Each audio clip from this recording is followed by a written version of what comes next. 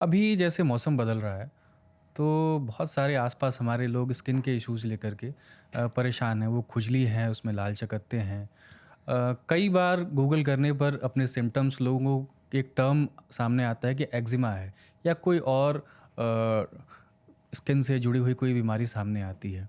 तो ज़रा ज़रा इसको आगे बढ़ने से पहले इसको आप समझा सकें कि एक मौसम बदलने वाली जो एलर्जी होती है, मौसम बदलने से जो होती है स्किन में, और ये एक्जिमा, ये इसमें क्या अंतर है? देखिए, एक कॉमन मैन के लिए जो एक सिंपल सा टर्म है वो है रैश या एलर्जी। अब एक कॉमन मैन के लिए स्किन पे किसी भी तरीके के लाल निशान हो जाए या स्किन एबनॉर्मल दिखे तो वो उसको रैश बोलेगा या एलर्जी बोलेगा। बट एक स्किन डॉक्टर के लिए एलर्जी के भी कई क्लासिफिकेशन है, उसके भी कई सब टाइप्स हैं। अब वो एलर्जी आपका पेम्फिगस नाम की एक बीमारी भी हो सकती है और वो एलर्जी आपका एक्जीमा भी हो सकता है। कॉमनली जो एलर्जी है उसको हम एक्जीमा ही बोलते हैं, जिसका लिटरल ट्रांसफॉर्मेशन है वीपिंग स्किन। क्या मत मतलब हुआ उसका? इसका मतलब ये है कि स्किन आपकी इच करेगी, पानी टाइप का ऊज करेगी और उसमें कुछ कुछ तरीके के निशान हो जाएंगे, जिसको हम लोग मेडिकली डर्मेटाइटिस बोलते हैं। तो डर्मेटाइटिस, एक्जीमा और एलर्जी एक ही डिफरेंट सिनोनिम आप कह सकते हैं। एक कॉमन मैन उसको एलर्जी या रैश बोलता है और मेडिकली हम उसे एक्जीमा या फिर डर्मेटाइटिस बोलते हैं।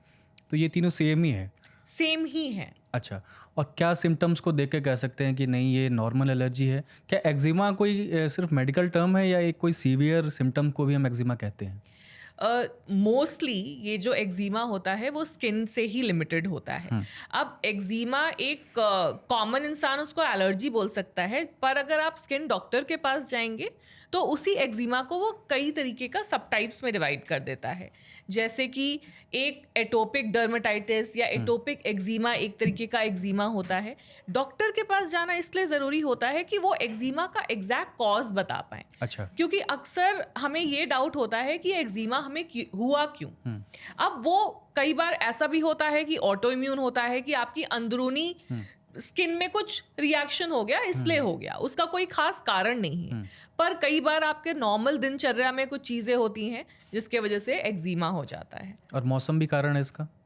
मौसम भी कारण है। एक्जीमा ना एक बहुत ही वाइड अच्छा, ब्रॉड टर्म है, स्पेक्ट्रम है। बहुत ही ब्रॉड स्पेक्ट्रम है। सीजनल में जैसे कि अगर आप बात करें इंसेक्ट बाइट, मॉनसून सीजन में आपको रात को आप सोकर उठे और ओवरनाइट आपको एक निशान आ गया, उसको भी हम लोग पीडियस डर्मेटाइटिस बोलते हैं, जो कि एक तरीके का एक्जीमा ही है।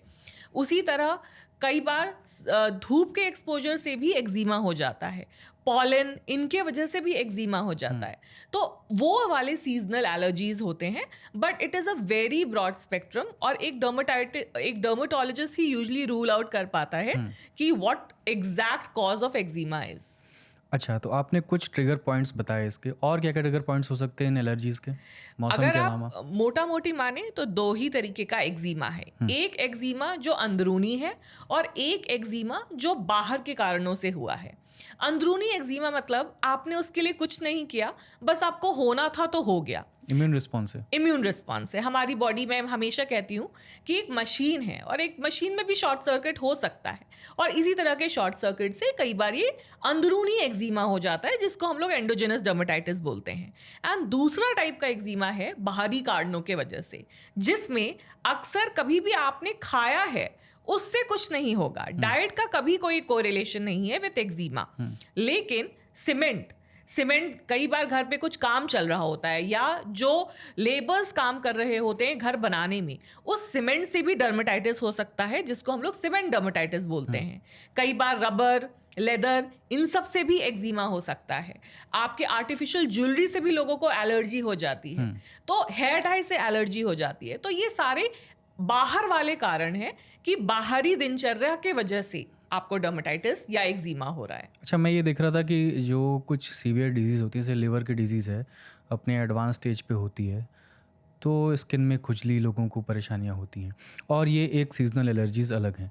अगर आपको कोई पहले से डिजीज़ है, उसकी जो एलर्जी है, उसकी जो खुजली सामान्य भाषा में कहें तो जो महसूस हो रही है स्किन पे, और ये जो ट्रिगर से हुई है मौसम से, या जो आप कह रही हैं पॉलन से या किसी मौसम से, सीमेंट से, ये कितनी अलग होती हैं? देखिए एक जिसके सिम्टम्स मैं पूछ रहा था। हाँ, एक पेशेंट आएगा इचिंग के साथ। अब वो बोलेगा मुझे खुजली हो रही है। ये एक स्किन केयर एक्सपर्ट का काम है ये आइडेंटिफाई करना कि वो खुजली किस कारणों से हो रही है। हम इसके लिए वो कहते हैं ना सिम्टम और साइन। पेशेंट हमेशा सिम्टम लेकर आएगा और हमें कुछ इस तरह के सिग्नल्स या साइंस ढूंढने पड़ते हैं ये आइडेंटिफाई करने के लिए कि उस इचिंग का क्या कारण है। जैसे कि आपने बोला लिवर डिजीज में भी इचिंग होता है, इसको बिलियरी प्रूराइटिस कहते हैं। हमारे लिवर से अटैच गॉल ब्लैडर होता है, उसमें बाइल एसिड होते हैं, वो हमारे फैट को पचाने के काम आते हैं और वो कॉन्स्टेंटली रिलीज होते हैं ताकि हम जो भी अपने खाने में फैट ले रहे हैं वो एब्जॉर्ब हो जाए। अगर आपका लिवर सही से काम नहीं कर रहा है तो वो जो बाइल एसिड सिक्रीट हो रहा है वो वेस्ट चला जाएगा और ब्लड सर्कुलेशन में आ जाएगा। उस बाइल एसिड के एक्सेसिव होने की वजह से लिवर रिलेटेड इचिंग होता है जिसको हम लोग बिलियरी प्रूराइटिस कहते हैं। अब हम कैसे ये आइडेंटिफाई कर पाएंगे कि वो इचिंग एक एलर्जी, एक्जिमा, स्किन डिजीज के कारण है या इंटरनल कोई प्रॉब्लम है। जो इंटरनल प्रॉब्लम की वजह से इचिंग होती है उसमें आपको किसी तरीके के स्किन लीजन नहीं दिखते हैं। अच्छा। उसमें आपको सिर्फ मैक्सिमम दिखेगा स्क्रैच मार्क, मतलब आपने खुजली की उसके वजह से वहां पे स्क्रैच मार्क आ गया। ड्राइनेस भी दिखती है क्या? Dryness is a cause of itching. अच्छा।